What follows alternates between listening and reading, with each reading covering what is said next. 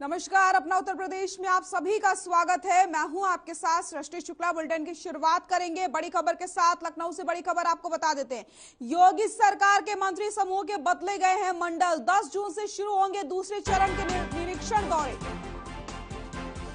2 चरणों में होंगे मंत्री समूह के मंडलीय दौरे। डिप्टी सीएम केशव प्रसाद मौर्य को अयोध्या मंडल की जिम्मेदारी। डिप्टी सीएम ब्रजेश पाठक को प्रयागराज का दायित्व सौंपा गया है। कृषि मंत्री सूर्य प्रताप को लखनऊ की जिम्मेदारी मिली है। बड़ी खबर आपको हम बता रहे हैं, जहां पर 10 जून से शुरू होंगे दूसरे मंडलीय के दौरे। कृषि मंत्री सूर्य प्रताप को मिली है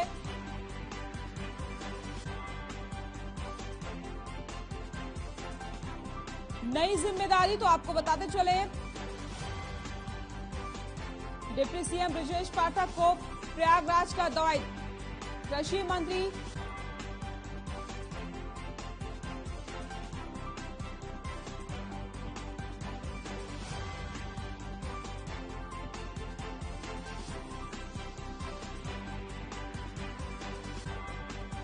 मंत्री सूर्य प्रताप शाही को लखनऊ की जिम्मेदारी दी गई है।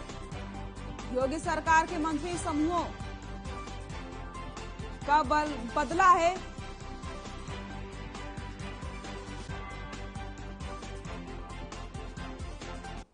बड़ी खबर आपको हम बता रहे हैं, जहां पर योगी सरकार के मंत्री समूह के बदले गए हैं मंडल। 10 जून से शुरू होंगे दूसरे चरण के निरीक्षण दौरे।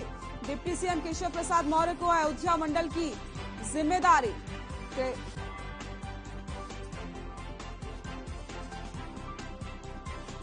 योगी सरकार के मंत्री समूह के बदले गए मंडल।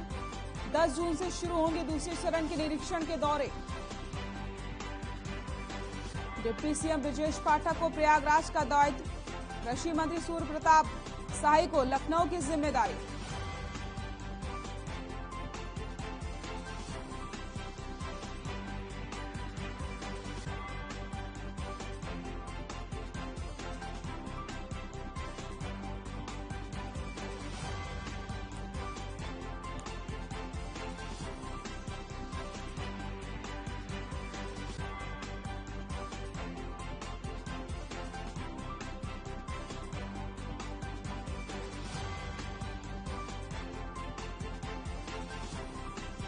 योगी सरकार के मंत्री समूह के बदले गए हैं मंडल।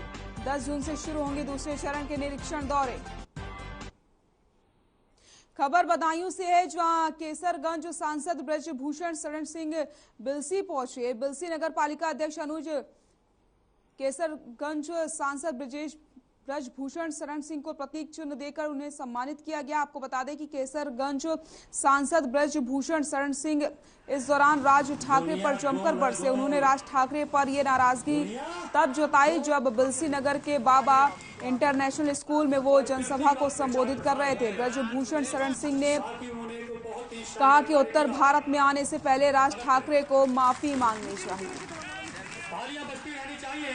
जब तक राज ठाकरे रुक गए, लेकिन फिर भी मैं चाहता हूं कि उत्साही नौजवान अयोध्या आवे, महादर्शन करें और अपने मुख्यमंत्री जी का जन्मदिन हम लोग मनाएंगे बड़े धूमधाम के साथ।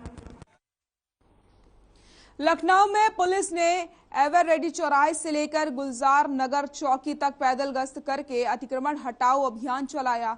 इस दौरान सभी दुकानदारों को अपने दायरे में दुकान लगाने को कहा गया। साथ ही कहा कि अगर कोई भी अतिक्रमण रोड पर नजर आया तो उसके चालान काटे जाएंगे और मुकदमा भी दर्ज किया जाएगा और उसे सलाखों के पीछे भेज दिया जाएगा। आपको बता दें कि इस दौरान पुलिस ने लगभग 50 गाड़ियों का चालान भी किया।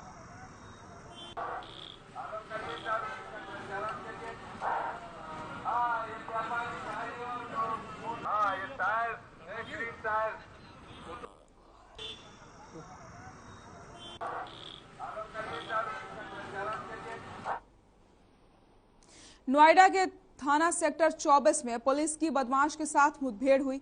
इस मुठभेड़ में बदमाश के पैर में गोली लगी। पुलिस ने मुठभेड़ में घायल हुए बदमाश को अस्पताल में भर्ती करवाया। पुलिस की गिरफ्त में आरोपी के पास से पुलिस को जिंदा कारतूस, 3 मोबाइल और तमंचे बरामद हुए। आपको बता दें, आरोपी एक अंतर्राज्यीय लुटेरा है। ये मुख्य तौर पर लोगों से मोबाइल लूटा करता था। जानकारी के मुताबिक आरोपी के खिलाफ करीब 24 शिकायतें दर्ज है। देखिए, ये सेक्टर 57 किराए के पास चेकिंग चल रही थी, सेक्टर 24 थाना क्षेत्र में। वहाँ पे एक बिना नंबर प्लेट की गाड़ी आ रही थी, उसको रुकने का प्रयास किया गया, ये रुका नहीं और हमारी ये सूचना हमने आगे हमारी चेकिंग टीम जिसको बताई। दोनों तरफ से घेराबंदी हुई। यहाँ ये जो जंगल है 54 का, इस जंगल के पास ये यहाँ पे गिरा और इसने अपनी बाइक छोड़ के भागने का प्रयास किया और हमारी टीम पे अटैक किया। जवाबी कार्रवाई हुई, इसमें ये घायल हुआ है और इसको तत्काल हम लोगों ने हॉस्पिटल भेजा है। पूछताछ में इसका नाम जुबैर पता चला है और इसके ऊपर लगभग 2 दर्जन। खबर मथुरा से है, जहां कदम विहार कॉलोनी में नशे में धुत एक महिला ने जमकर हंगामा किया और अपने भांजे पर दुष्कर्म करने के आरोप लगाए, जिसके बाद सूचना मिलते ही पुलिस मौके पर पहुंची और महिला को मेडिकल के लिए भिजवाया गया। वहीं महिला के पति का कहना है कि मेरी पत्नी 3 दिन से घर से गायब थी। मैंने अपनी पत्नी के साथ रविवार की रात को शराब का सेवन किया था। मेरी पत्नी मेरे भांजे पर दुष्कर्म का आरोप क्यों लगा रही है, मुझे इसकी जानकारी नहीं है।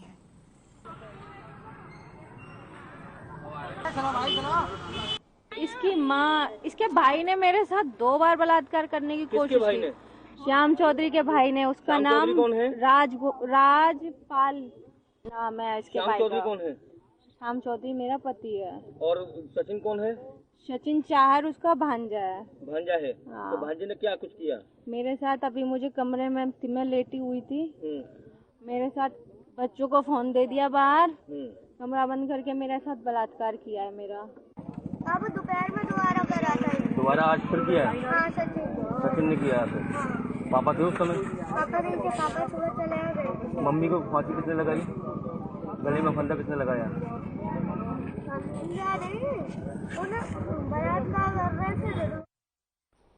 प्रदेश सरकार चाहे नारी सुरक्षा के कितने भी दावे करती हो, लेकिन कुछ ना कुछ ऐसा जरूर हो जाता है कि जब सरकार के दावे खोखले नजर आते हैं। ताजा मामला लखनऊ के डुबुग्गा थाना क्षेत्र का है, जहां बरावन कला में रेप पीड़िता 18 दिन बाद जिंदगी की जंग हार गई।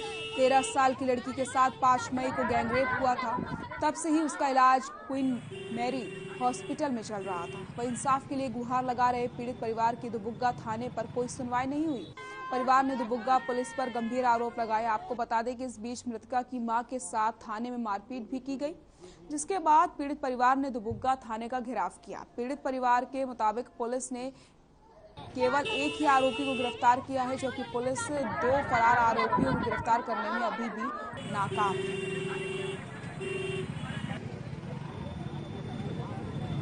जो खत्म हो चुकी है उसकी बड़ी बहन हो। सर मेरी मम्मी ने मारा था, मेरी मम्मी बेहोश हो गई थी। मेरी मम्मी के कॉलर पकड़ के मारा था। मैं महिला होमगार्ड हूं। महिला हो कांस्टेबल ने मारा मेरी मम्मी। ये भी महिला होमगार्ड है। लखनऊ में एसटीएफ को बड़ी सफलता हाथ लगी। आपको बता दें, एसटीएफ टीम ने बड़ी कार्रवाई करते हुए पेट्रोल डीजल की चोरी करने वाले गिरोह का भांडाफोड़ किया है। पुलिस ने डिपो से आने वाले डीजल और पेट्रोल की चोरी की है। आपको बता दें कि डीजल और पेट्रोल बेचने वाले गिरोह का पर्दाफाश करते हुए अवैध शराब के कारोबार करने वाले गैंग का सरगना अरुण यादव और उसके साथी धीरज सिंह को गिरफ्तार किया। पुलिस की गिरफ्त में आरोपी अरुण कुमार यादव मोहनलालगंज का रहने वाला है और धीरज सिंह आलमबाग नगर का लखनऊ का ही रहने वाला है। पूछताछ में आरोपी अरुण यादव ने बताया कि साथी भी इस वारदात में उसके शामिल थे।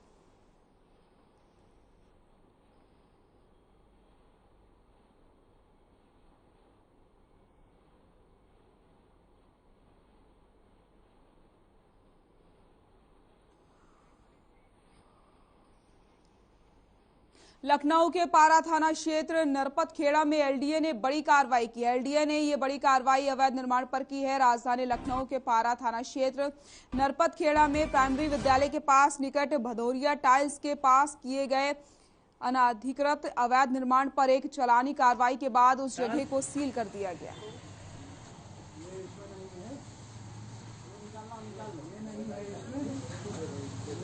ना एक ही बनी है बल्कि 2 दिखा रहे हैं। ये बताइए।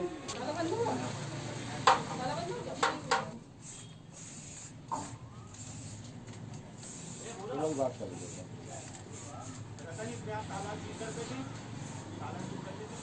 यूपी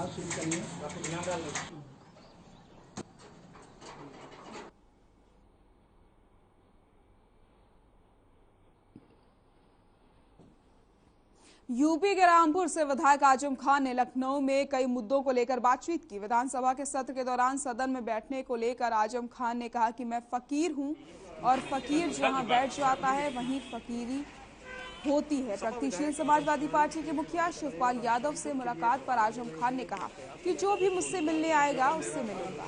वहीं विधानसभा के सत्र में शामिल होने पर आजम खान ने कहा कि मैं अपनी जनता के बीच जाऊंगा और उनके बीच रहूंगा। वहीं दूसरी पार्टी में जाने को लेकर आजम खान बोले कि अभी कोई सवारी ऐसी नहीं मिली है जिसमें मैं जाऊं। अभी मैं जहाज पर हूँ, उसी पर रहूंगा। 40 साल से दारुल शफा में कमरा है, यही सही हूँ। फिर भी मेरे पीछे ईडी लगा दी गई और पूछा गया कि विदेशों में कहाँ खाते हैं। वहीं अखिलेश यादव से नाराजगी पर आजम खान ने कहा कि मैं फकीर हूँ, मेरी नाराज होने की औकात नहीं है। जिनसे एक बार रिश्ते बन जाते हैं वो मेरी तरफ से हमेशा रहता है। सपा विधायक आजम खान और आज रामपुर के लिए रवाना हो रहे हैं।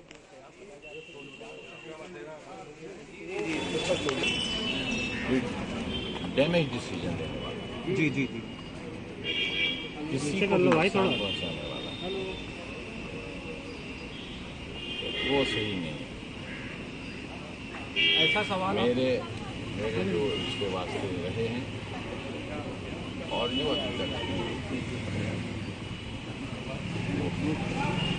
और मेरी अपनी अब तक की उम्र का ये तजुर्बा है और मेरा अमल ये रहा है कि जिससे मेरा जितना रिश्ता वास्ता हो जाता है, चाहे सियासी हो, गैर सियासी, समाजी हो, ये आप साहिबान में से भी किसी तो दूरी की पहल कभी मैंने नहीं। यही वजह है कि इतना लंबा सफर जिसमें नवाबी कांग्रेस का जमाना भी था, चुनाव जीतता था उसमें तमाम पार्टियां एक हो जाती थी। ऐसे चुनाव भी हमने लड़े हैं जब सारे पार्टीज ने अपने चुनाव चिन्ह वापस ले लिए, तब भी नहीं।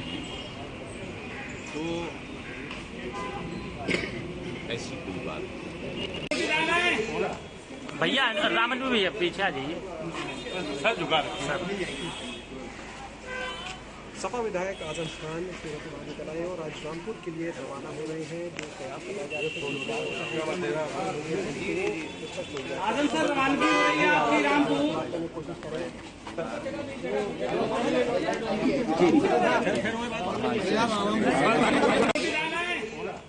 भैया रामन में भैया पीछे आ जाइए सर, जुगाड़ सर। सपा विधायक आजम खान चलाए और आज रामपुर के लिए रवाना हो रहे हैं। जो प्रयास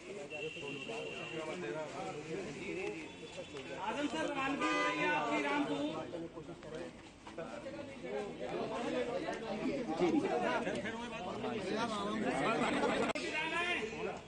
भैया रामन में भैया पीछे आ जाइए सर, जुगाड़ सर।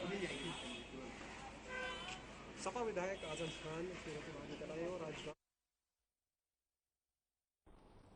विधानसभा सत्र के दूसरे दिन की कार्यवाही के दौरान सपा विधायक रविदास मेहरोत्रा ने सरकार पर कई आरोप लगाए और जोरदार हंगामा किया। रविदास मेहरोत्रा ने योगी सरकार के ड्रीम प्रोजेक्ट जल जीवन मिशन योजना में भारी घोटाले की बात कही है। वहीं सपा विधायक ने मीडिया से बातचीत करते हुए बीजेपी सरकार पर निशाना साधा और कहा कि बीजेपी सरकार के पिछले कार्यकाल के दौरान 17,400 करोड़ के घोटाले का मामला विधानसभा में उठाया था, लेकिन इस पर सरकार ने जवाब नहीं दिया।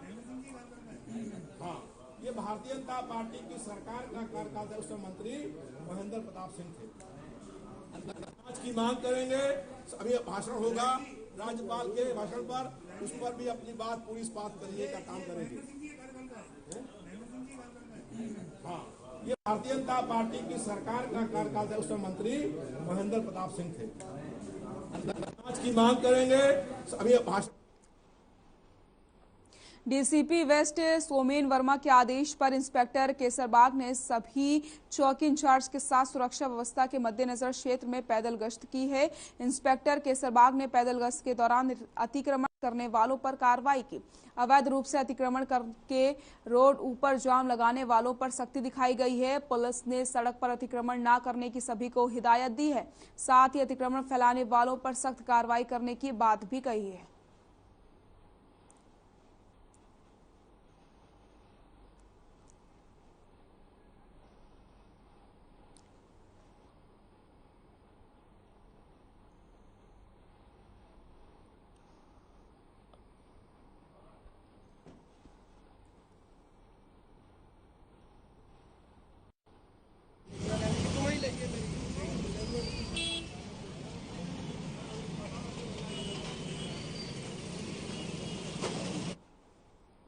हमीरपुर जिले के कई इलाकों में पानी न मिलने से लोगों को परेशानियां होती जा रही है। पानी के लिए इधर उधर लोग भटकने को मजबूर हैं।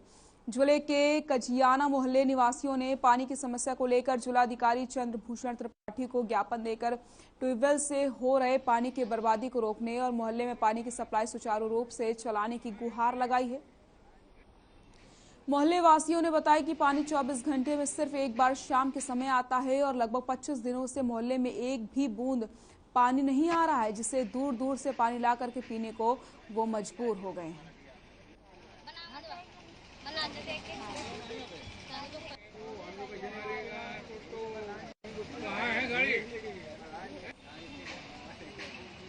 बहुत बड़ी सरकार के पीछे रोजन भर पानी आया है, रोजा खत्म तो पानी खत्म। हम डीएम को एप्लीकेशन देने आई थी पानी को मांग करने। कब से पानी नहीं आ रहा वहाँ पर? पानी नहीं आ रहा है 2 महीना से।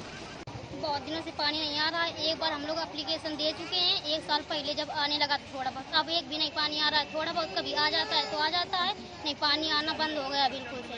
पानी एक भी नहीं आता है रोज।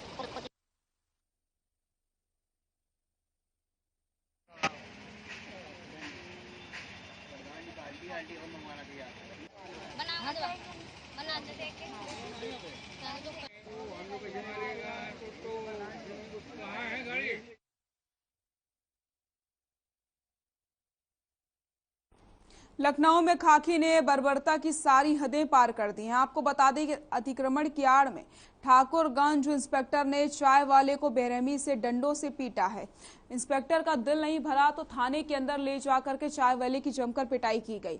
बुरी तरीके से पीटने के कारण युवक के शरीर पर गंभीर चोट के निशान पाए गए हैं। इससे पहले भी रिक्शा चालक को पुलिस वालों ने बेरहमी से पीटा था। तो खाकी की आड़ में गुंडागर्दी की तस्वीरें लखनऊ से सामने आई हैं।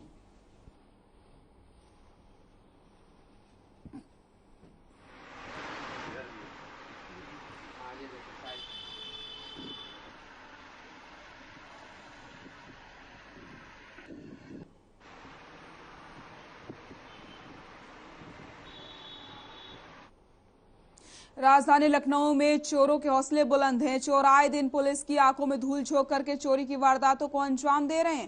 ताजा मामला थाना सरोजनी नगर के गंगा नगर अमौसी रोड स्थित प्रतीक ज्वेलर्स का है, जहां चोर गिरोह का कई लोगों ने प्रतीक ज्वेलर्स शॉप का शटर तोड़कर 400 ग्राम सोना और 14 किलो चांदी की लूट करके मौके से फरार हो गए। चोरी की पूरी वारदात सीसीटीवी फुटेज में कैद हो गई है। वहीं घटना की सूचना मिलने पर मौके पर पहुंची पुलिस ने मामले की जांच पड़ताल शुरू की है।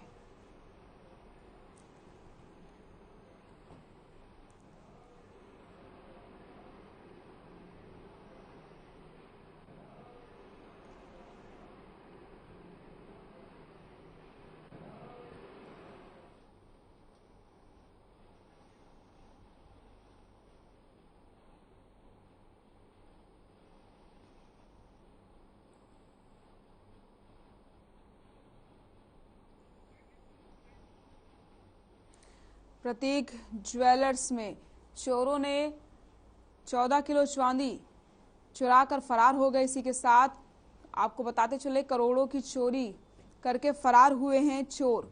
ये सीसीटीवी फुटेज भी आपको हम दिखा रहे हैं, जो आप देख सकते हैं कितनी शातिर तरीके से यहां पर चोरी की वारदात को अंजाम दिया जा रहा है।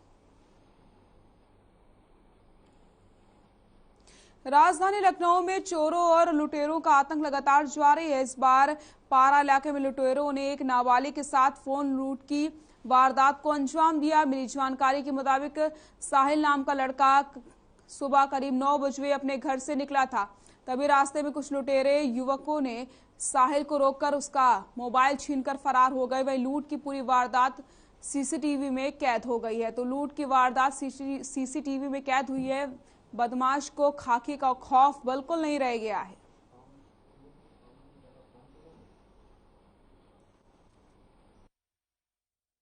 हम सुबह दुकान जा रहे थे तो हमारा हाथ मोबाइल हम हाथ में पकड़े हुए थे, तो पीछे जब 2 लोग बैग से आए तो मोबाइल मेरा छीन के भागने लगे। तो क्या वो आपकी पहचान के थे? नहीं, हमारी पहचान के नहीं थे। हम पहली बार उनको देखे थे तो आस पड़ोस में जो बैठे थे हमने उनसे कहा, जब तक वो चिल्लाए जब तक वो भाग चुके थे। ये कहाँ घटना है? यह हंस खेला काली जी के मंदिर पर। तो इसकी सूचना आपने पुलिस को दी? जी, पुलिस को दी थी। पुलिस ने वो लगा दिया 420 406 लगा दिया। हमारा ये सुबह दुकान जा रहे थे तो हमारा हाथ मोबाइल हम हाथ में पकड़े हुए थे, तो पीछे जब 2 लोग बैग से आए तो मोबाइल मेरा छीन के भागने लगे।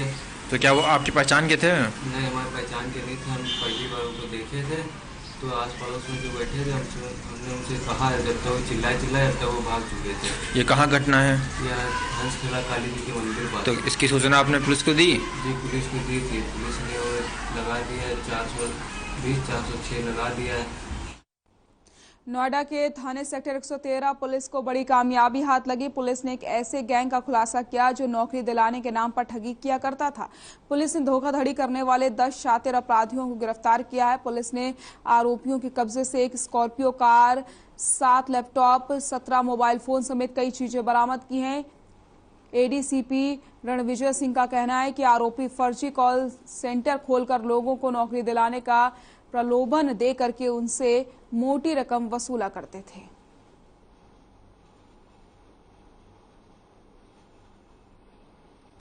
नोएडा जोन की जो हमारी सर्विलांस की टीम है और सेक्टर 113 के एसओ हैं, इन दोनों ने मिलकर के एक फर्जी कॉल सेंटर चलाने वाले गैंग के 10 लोगों को अरेस्ट किया है।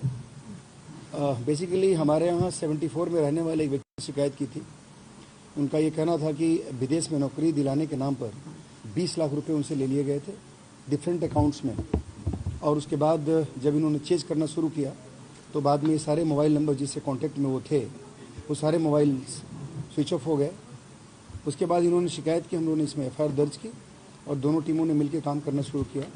इसमें हम लोगों ने 10 लोगों को अरेस्ट किया है।